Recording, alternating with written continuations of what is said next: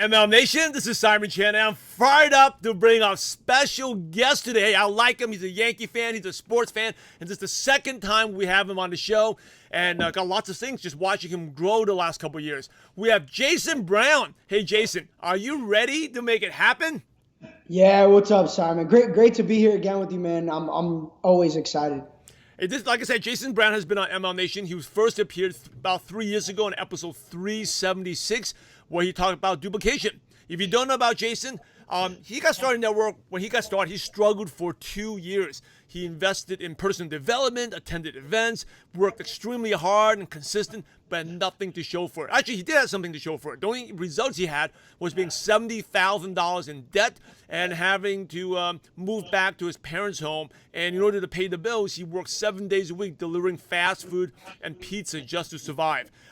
Jason Venture had his breakthrough, and today is 30 years old, owns multiple businesses, and approaching almost 8 figures a year in network marketing.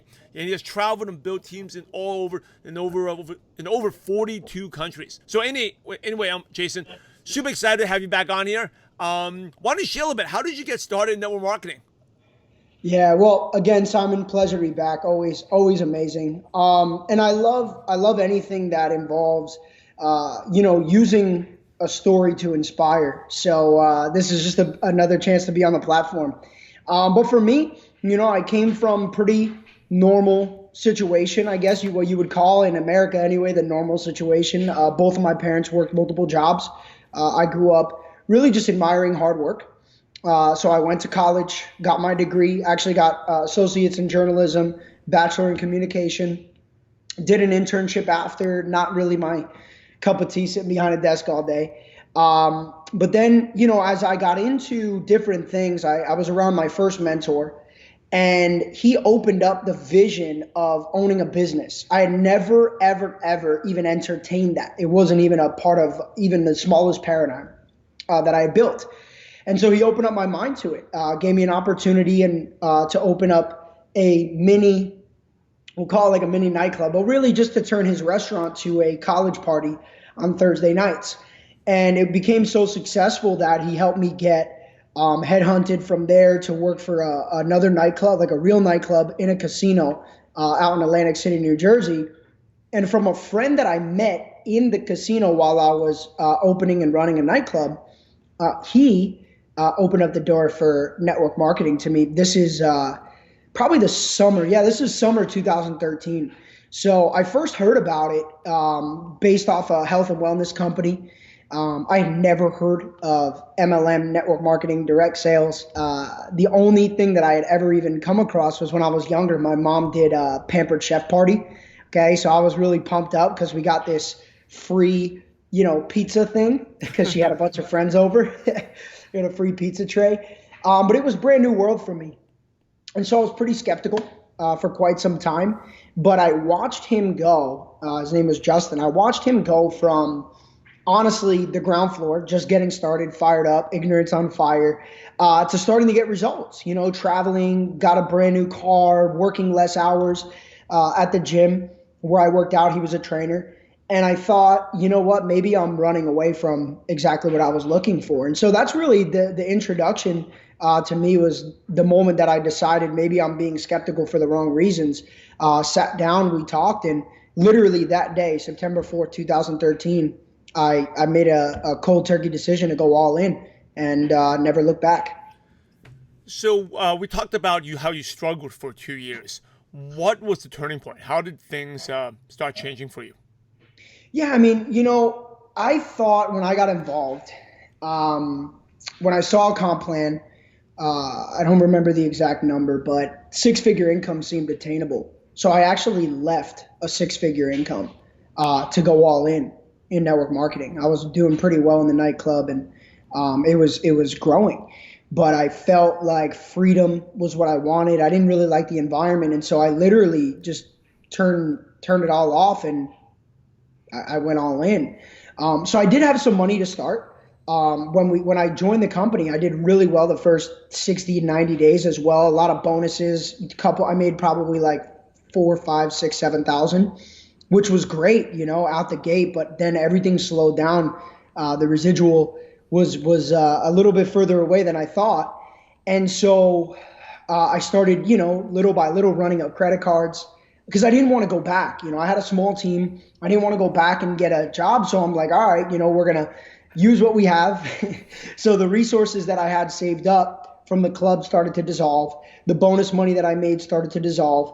And then the credit card started to build. And so by I guess it was really my second full year, the summer of 2015. I had come off a really bad situation because I decided to give my business a boost, that I would get a house with like 6 or 7 of the main leaders in my team. So we got this house, and what we didn't account for was that it was a winter rental in a summer community. It was on the beach. And so when the winter came, it was so cold that our heating, like the bill, because we had to heat the house to even stay alive, honestly, it was so cold. The bill was drastically bigger than what we accounted for. And Simon, it's funny because all the roommates besides one, which was my sponsor, the guy that I started network marketing with, everybody scattered like roaches. I always say it's funny, you turn the lights on and the roaches just run to the corner. Everybody disappeared, and some of them I've never talked to again. I literally don't even know what happened to them. Really crazy situation. So that's the reason, that was the final straw, because a lot of the bills were in my name. I had to move back in with my parents, rev up the amount that I was delivering, pizza, Chinese food, sushi. I was literally out, like you said, 7 days a week, hustling to make cash. But I'm a leader in a company at this point. So I'm taking calls, doing 3-way calls, closing people on the vision while I'm delivering pizza. I mean, it was an insane, looking back, just experience that has kept me very humble to this day, because I'll always remember. But the turning point for me was actually one night. There was this great spot. It was a sushi spot in a summer community. So in the summer months, Friday, Saturday, Sunday, we would deliver like big orders of sushi to a wealthy community. And so it was like, maybe you get 10 deliveries, but you can make like $200-300. It was really good. So on a Friday, I'll never forget, I see an address that looks really familiar. And I ended up pulling up to my ex-girlfriend's house. And I think I realized about halfway to that delivery where I was going. I was like, oh, I'm about to go. Yeah, this is where I'm going. And so I'm delivering, and she opens the door, and I was like mortified. At that moment, I wasn't so embarrassed about the position, but it was a moment where I had to reflect on what I had been doing the previous 2 years. I use this moment to really wake people up when I coach and when I train, because I wasn't so embarrassed about where my current situation was, because I knew that it was temporary. I think I was more embarrassed because I knew that I could have worked harder. I knew that I could have made less excuses. I knew that, for maybe my first 2 years in network marketing, I was still treating it like a hobby, even though I needed it to be a full-time thing. I was still playing video games while I was listening to calls. So that night was the turning point. That night, I literally made a decision to burn all the ships and never look back. And I made a big decision that night. And that was really when things started to change. Within a couple of weeks, I made a decision to move to Miami, cold turkey, to be around one of my best leaders at the time, who's now my business partner. We've made 8 figures in network marketing together, Matthew Rosa. So he had a room in his apartment. So I committed with Simon. I had no money, man. I was literally $70K, credit cards maxed. I made the commitment that night to go to Miami and put my back against the wall, moved down here with no job, very small residual income. And that's when things really started to change. So let me ask you this, because I say the number one secret to success is to do what scares you, to get out of your comfort zone. So what was going on in your mind? Like, because you don't have much money already, and you're giving up your jobs to go down to Miami. How do you overcome that fear? What's the self-talk?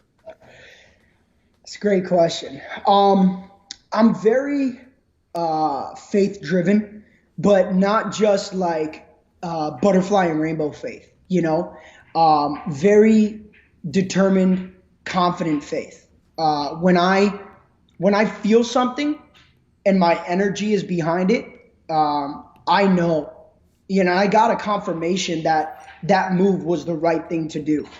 And so from a financial standpoint, I guess for most people were looking at me like, dude, you're insane. I mean, my own mom was like, are you sure? Like, you're sure? But I put together a plan. And, what was going through my head was that I know how I operate and I know how most people operate. The human brain is designed to work and to push and to thrust through adverse situations. And if I kept delivering, because I had good hours, I had the best shifts, I was making pretty solid money for a Chinese food delivery guy. But my dream was to become world class in network marketing, not for only the freedom financially, but to inspire the world and to change the profession. My goal was always to bring wholeness and integrity to the profession. So I could never give up on that dream, but I started to realize that my environment around me was creating stagnancy towards that dream. And so my mindset was detach emotionally from the finances and figure it out. And it's crazy, Simon, because it takes a lot of guts to make a leap that big. From most people's situation, you'd say play it safe. But I felt like playing it unsafe was the decision that I needed to make. And as soon as I made that decision, I found within 30 days the company that I never knew existed, that is still the company I'm a part of today, over 4 years strong, and the opportunity that would honestly change my life. And I believe that everything happened because I made the decision to just follow that gut and to trust it, to go pursue my purpose. And I think that you can also say when you're at that point, you're like in debt and a lot of things are going, well, what do you have to lose? Big facts. Right. Yeah, I didn't have much to lose. You don't have much to lose, right? Maybe bankruptcy. Right. Well, then you can restart again, right? Yep. You don't have much to lose. And I think a lot of times you play it unsafe. Most people play it safe, and that's why they never get their big success.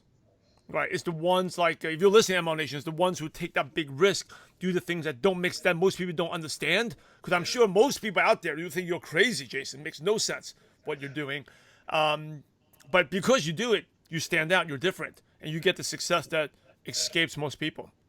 Yeah, 100%. I mean, it's hard to. This is a hard thing to get somebody to grasp, because it goes against the social norm, people find comfort in having things paid on time. They find comfort in, just consistency from a, bill paying standpoint. But if your dreams and goals are much bigger than that, you got to play it unsafe, man. You got to at least be calculated. That might be even better, just to be calculated and know that the risk you're taking is worth it. And then for me, I knew I had enough money to pay rent for 2-3 months. I knew that, I could always come back quick. I even did it. Christmas week, I came back. I worked for this florist that we had in South Jersey, and I made a quick $1,000 because I knew I could do it that week. And I literally worked. I got up at 5:30 in the morning and worked till like 9-10 at night. I did like a 16 whatever plus hour shift. So, I had calculation. I had, a plan. Obviously, that's key. I wouldn't just tell somebody who listens to this who's, on the verge to just go do something crazy, but put together a plan, be strategic about it, and then take that jump. Yeah, and I'm sure you'll learn the lessons you'll learn. It's more than any book you can read or event you can go to, doing that. I always remind my coaching clients that I always ask them, is the average person successful? They say not successful financially, right? So if you do what they do, you're going to end up like them. But if you do something bold like what Jason did, they have a plan behind it, that's what success is. It's always a little bit outside your comfort zone. Yeah, and you can see it over and over again. There's a correlation in a lot of really successful people and how they got there. There's a direct correlation. I mean, every one of them has a story about how they got fired, how they went bankrupt, because you're not gonna keep getting kicked in the face forever. Eventually you're gonna find your lane and you're gonna take it to the house. Jason, how important is consistency to success? It's everything. That's my number one thing. I've said it, I've talked about it for years. So I always tell people I'm being consistent with consistency. It's probably the number one thing that I teach above all, because to me, consistency is the foundation. We live in a world where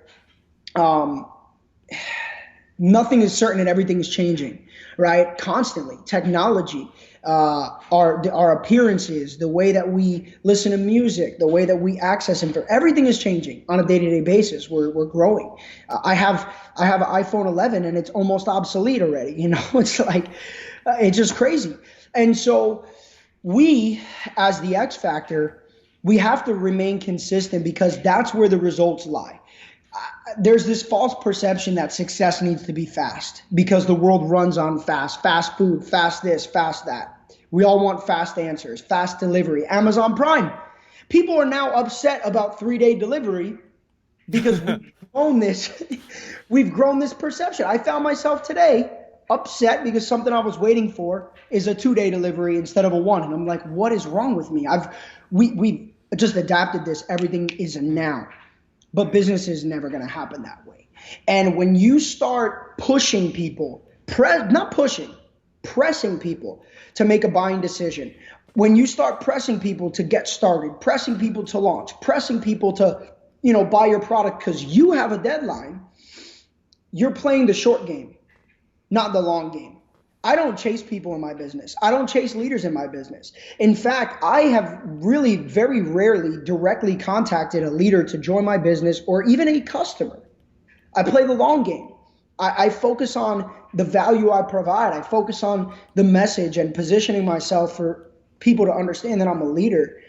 Because if I'm consistent, the right people will find me eventually.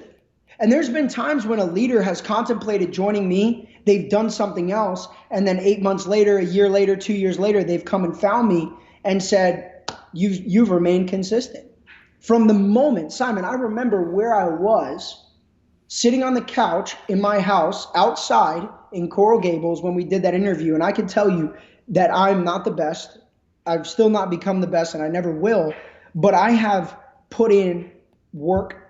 I've put in value every single day since the moment we've done that podcast to today. And that is the deciding factor, my opinion. Don't play the short game. If you want to play the long game, you can have freedom, 100%. But you got to just start small. Simple tasks every single day. That'll separate you from the person who works 14 hours one day and is dead on the side of the road the next day because they didn't sleep. Yeah. Awesome advice. And most people, instead of starting small, they want to go all out, but get something really quick, which is the total opposite. The long game. And what you said, everyone's used to getting things quick, like the Amazon Prime, right? We're conditioned, or like I want to listen to a song or a movie clip within seconds, I can get it. And so if you can wait, do the opposite, because most people can't wait, but if you can wait, play that long game, you automatically are ahead of 99% of the people out there. Yeah, I mean, and the facts are, the stats are there. The stats back it up. When I first started working with Matt, I shared my philosophy with him. And together, we have been able to work and build something that, forget the money, doesn't matter. But we've been able to build a community that has stayed. We don't have a threat of leaders leaving and our income crashing. We have built a true residual income at a very high level. And I always try to tell people that it's because we played the long game. You can play the short game in network marketing and you can make money, but if we talk in 6 months, your check most likely won't be consistent. It won't. You want a consistent check, you have to be consistent. And Simon, it's very tough for people to adapt because they have bills to pay. right? They have things that are due. Most of the time people come with debt, like me. And I could have been urgently trying to close people on maybe high ticket items to cover my bills, but I felt like that would ruin my brand long term for a short term sacrifice. Yeah, awesome wisdom here. Hey, thank you so much for your time. As we wrap up, I want to get some quick questions to pick your brain. Okay, these Yeah. could be quick one-liners. The first one is, what is one of your favorite success quotes that motivates you? Damn, that is good. Um, that's really tough. But I think, what I would say is that it's hard for me to grab one. I've got a bunch. But I think what I always go back to in the last couple years, especially, is the Bible. And I don't like to bring religion into business whatsoever, but I don't think the Bible, if you can think with an open mind, I don't think the Bible is religion. I think religion is created. But I've grabbed a lot of my specific wisdom from quotes or from scripture, because it's one of the oldest books. It's one of the oldest piece of literature that we have, which most things stem for. So I wouldn't say I have a specific quote. That's actually, Simon, I got to tell you, man, in 6 years of doing stuff, I don't think I've ever been stumped with a specific question, because I don't think I have a specific quote in my head.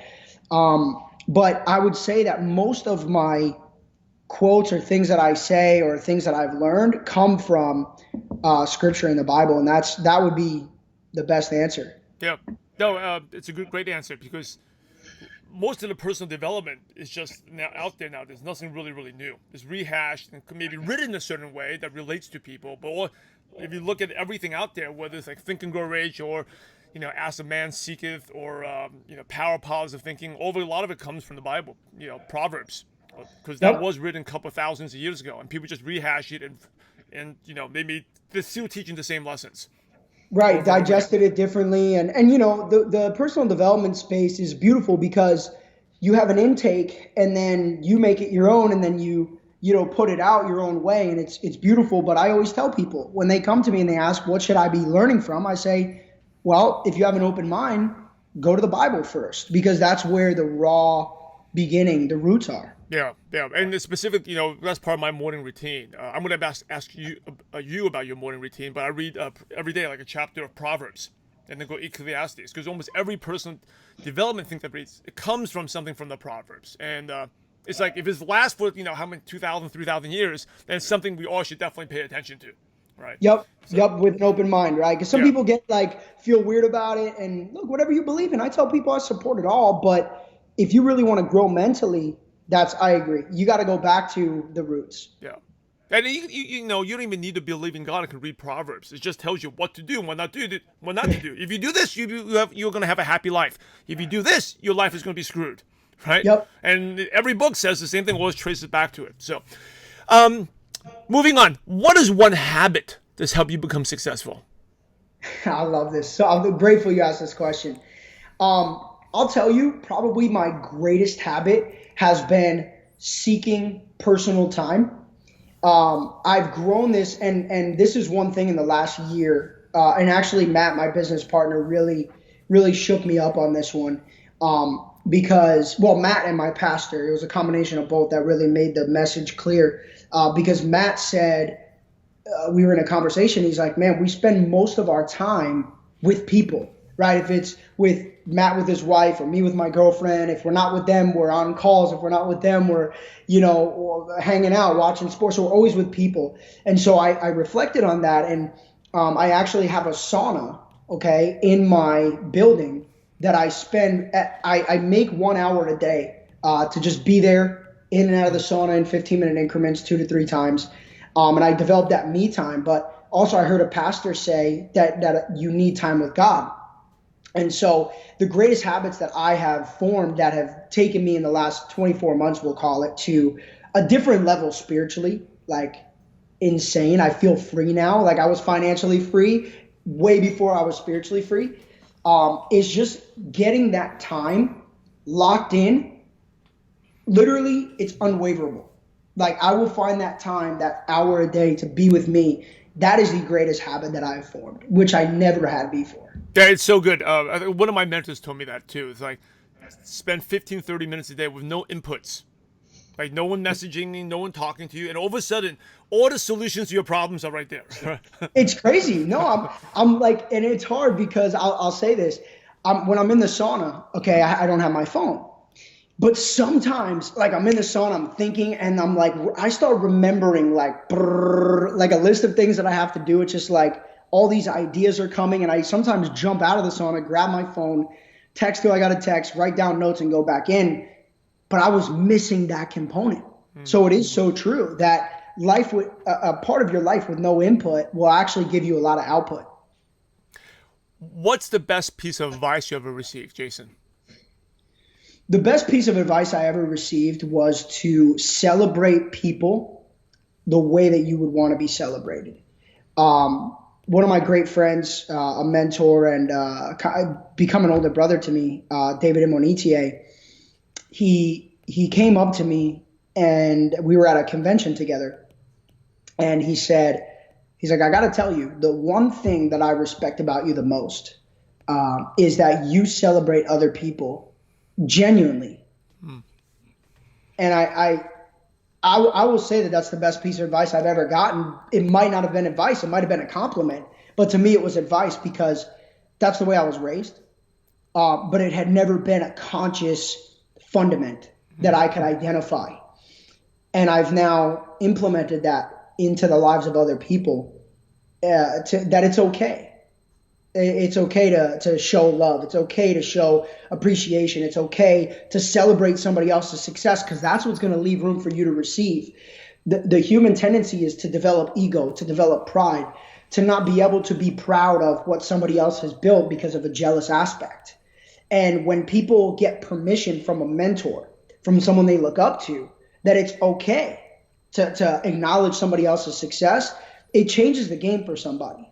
That can be the biggest barrier on somebody's success because they can't smile because somebody else is winning. They can't internally allow it because they're not there yet. And that's opened a lot of doors for me as well. What's your favorite prospecting tool? So say someone's interested, a qualified prospect interested in your business. What do? You send them a video about your company? What do you like to use?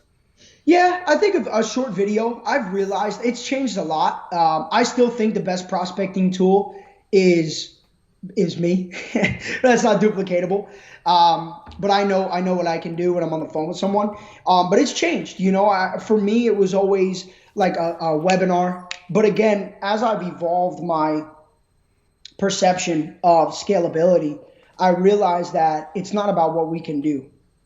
Any capacity, it's about what we can duplicate. And so, to be honest, my favorite tool for the last 6 months is like a 7-minute video. 7-minute video, short to the point. I barely even acknowledge the compensation plan. We put emphasis on the services and the education that we provide, and then done. That's it. People are quick, man.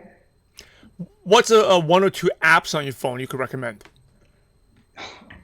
That's a good one. Well, we're gonna go back to this the spirituality one, but the Holy Bible app is key for me. All right, that's huge because you don't need the paper back. I travel a lot, so having that is huge, so I can access my day-to-day scriptures. And the other two, you're probably gonna laugh, but running a 10 million plus volume per month business, it takes a lot of work, and time is money. And so my second favorite app is called Instacart. Okay, and Instacart is not a hidden gem very much anymore. I think a lot of people know about it. But according to the app, let me see if I can find it, because whenever I do an order, it tells me how much time I've saved by using this app, and it's pretty mind-blowing. I doubt I'll be able to find it just because I'm looking for it, right? When you're looking for it, you'll never find it. But I think it told me that I've saved like literally hundreds of hours, okay, by letting somebody else food shop, grocery shop, Uber Eats. I use these apps. So Uber Eats is the third one because I work best being home. I'm home right now. So the other best apps that I have, they save me time. Also, like any what's this one? Postmates, like any app where any time. Great advice for anybody who's really trying to scale. Anytime you can pay somebody to do a task that is taking time, which takes money out of your pocket or out of your bottom line, do it. Do Definitely. it. I 100%. gotta check out Instacart because I'm really anal about time. I gotta check that out. Dude, I'll tell you, Instacart, they let you pick all your little favorite grocery stores in the area. You type in your zip code, it tells you what's available. You go on and they have I use Publix. It's a grocery store we have here. Publix put their whole lineup of items. All the SKUs are on there. Just go, they deliver it right to my door. Boom, done. I'm like on call. I just open the door, let them deliver my groceries. And Mom Nation, that's how you build an 8-figure business, man. Because you only have 24 hours. Jason only has 24 hours a day, just like you and me. You gotta save. It's all about time. Hey, in the last show we talked about 1 or 2 books you could recommend, but this time I want to ask you, what's the best book you've read in the last 1 or 2 years that stands out, or 2 or 3 books, or that really stands out, has made an impact on you? I'll tell you my favorite book, but I've been hot on this book. This for 2 reasons. Number one, my biggest studies. Okay, I mean, I might even have the second one that I just got. I literally just grabbed this in the airport. I don't remember. My apartment's going through construction right now, so oh yeah, it's right here. Okay, so I got you. My biggest study personally, okay, for the past 6 months to a year. It's actually been a year now. Is emotional intelligence. Okay, so emotional intelligence 2.0 is an incredible read. There's a couple different, if you were to go on Amazon and type in emotional intelligence, there's a couple different books. This one is white with an orange stripe, Emotional Intelligence 2.0. It breaks it down into 66 perceptions of emotional intelligence. And the book is such an easy read. It's so easy to digest. It's more than a book. It's a reference tool. And I'm telling you, for leadership development, maybe what's most important next to consistency is emotional intelligence. And I just grabbed this, HBR's 10 must reads on emotional intelligence. So this is, I saw this in the airport. I'm like, I gotta have this.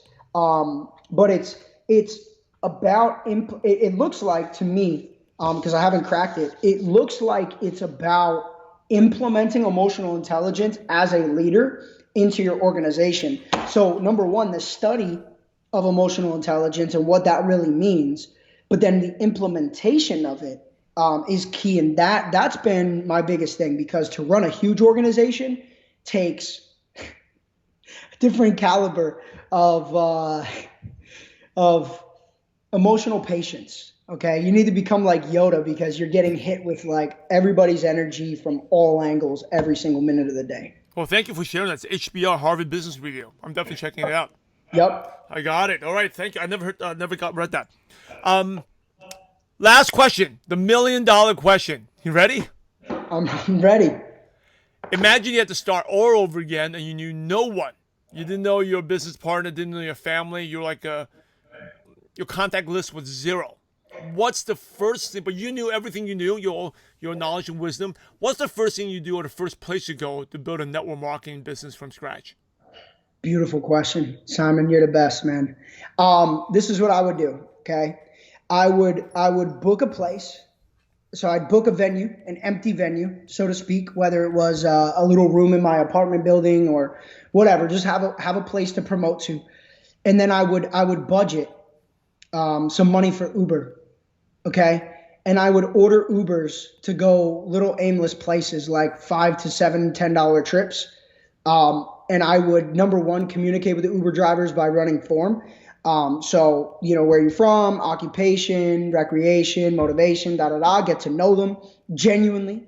And then I would, number one, I would ask them to attend. Hey, I'm working on a project, sharp, compliment them the correct way. If they show the interest, get them to come to that empty venue, so to speak, and make them a part of an inner circle. And the reason why is because it's almost like bulletproof. Okay. I gave a training on Uber drivers and I said, raise your hand if you prospected an Uber driver. And hands went up and a couple guys were like, I am an Uber driver. I got prospected because I was driving Uber. So people that drive Uber are right on the brink of moving to that right side of the cash flow quadrant, right? They want freedom. Almost every one of them says, yeah, I do this for a little extra cash.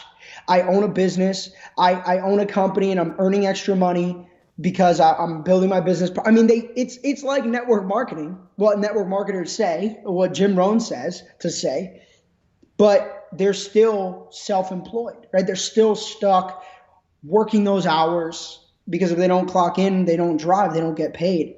So I would start right there because then it just becomes a game of tap rooting. Who do you know? Who do you know that's like you? And to be honest, most Uber drivers here in Miami are not from the United States. I've met people from probably 6 countries in Africa, countries all over South America, Central America, Europe. It's insane. It's a gold mine. I just gave everybody my secret tip. There you go. Hey, MLM Nation, thank you so much, Jason Brown. As we wrap up, any last words of advice? And then what's the best way our listeners can connect with you? Yeah. Hey, look, piece of advice. If you kill it with that Uber thing, you got to let me know because that's going to make me so happy.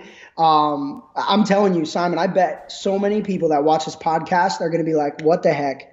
I've been in Ubers 100 times. I never asked anybody. So that's my best piece of advice is if you do that, let me know, connect with me. I'm big on Instagram. That's where I'm at. So Instagram, it's at the letter J, BROWN. So 6 letters, the letter J, brown like the color. Connect with me on IG, reach out. Appreciate you guys. As always, I'll answer questions. Don't care where you're at, what company. I'm just a server to the profession. And Simon, you're the man, bro. No, you're the man. Hey, MLM Nation, you're the average of the 5 people you spend the most time with. And today you've been hanging out with Jason Brown. So keep up the momentum. Go to MLMNation.com and just go on the podcast tab. And the show notes to Jason's, all the nuggets of wisdom, the books, the apps he recommended will be right there. Hey, in order to be successful in network marketing, you must help others. So, Jason, thanks again for sharing your valuable time with MLM Nation. We're grateful to you, and we appreciate you for having a positive impact on millions of distributors worldwide. Thank you so much again, and God bless you. Yes, sir. Same to you, Simon. God bless. Hey.